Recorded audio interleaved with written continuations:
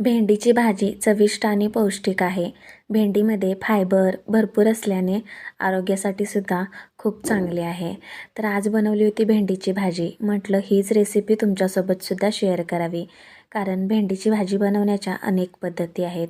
कोणाला मसाला भेंडी आवडते तर कोणाला भरलेली भेंडी आवडते.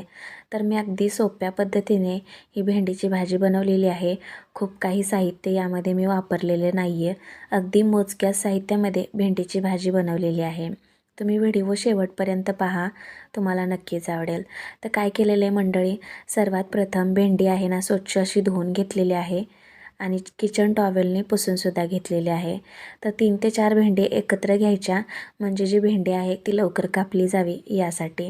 तर भेंडीचे छोटे छोटे असे काप करून घेतलेले आहेत. यानंतरची पुढची स्टेप, गॅसवरती कढई ठेवलेली आहे.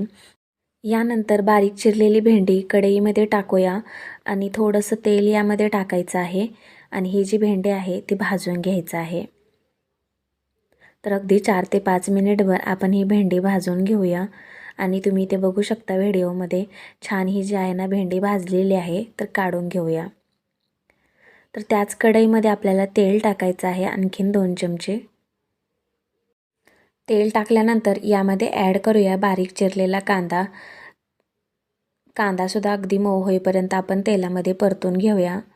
आणि हां, तुम्ही कशा प्रकारे करताय भेंडीची भाजी मला नक्की कमेंट्स करून सांगा. कांदा परतल्यानंतर टोमॅटो ॲड करूया आणि टोमॅटोसुद्धा मऊ होईपर्यंत तेलामध्ये परतून घेऊया. आता लगेचच यामध्ये मिरचीचे काप ॲड करूया. जर तुम्हाला मिरची स्किप करायची असेल तर तुम्ही तिखटचा वापर यामध्ये करू शकता. जशा प्रकारे तुम्ही भेंडी बनवाल ना त्याची चव खूप वेगवेगळी येते. जर मी कांदा टोमॅटो टाकून भेंडी बनवली तर ह्याची चव वेगळी लागणार आणि जसं मी मसाला भेंडी बनवली तर त्याची चव वेगळी लागणार. तर ह्या पद्धतीची सुद्धा एकदा नक्की बनवून पहा, खूप छान टेस्ट लागते. तर कांदा टोमॅटो मिरची परतल्यानंतर यामध्ये मी हळद पावडर ॲड केलेली आहे आणि जी भाजलेली भेंडी आहे ती पुन्हा एकदा कढईमध्ये टाकलेली आहे. छान असं मिक्स करून घेऊया. चवीपुरतं मीठसुद्धा ॲड करूया यामध्ये आणि परत एकदा मीठ भाजीमध्ये मिक्स करून घेऊया.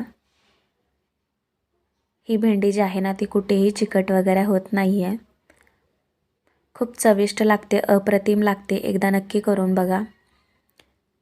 सर्वात शेवटी यावरती कोथिंबीर टाकायची आहे आणि मस्तच भाकरीसोबत खा, चपातीसोबत खा, अप्रतिम लागते. कशी वाटली रेसिपी मला नक्की कमेंट्स करून सांगा. आवडल्यास लाईक शेअर सबस्क्राईब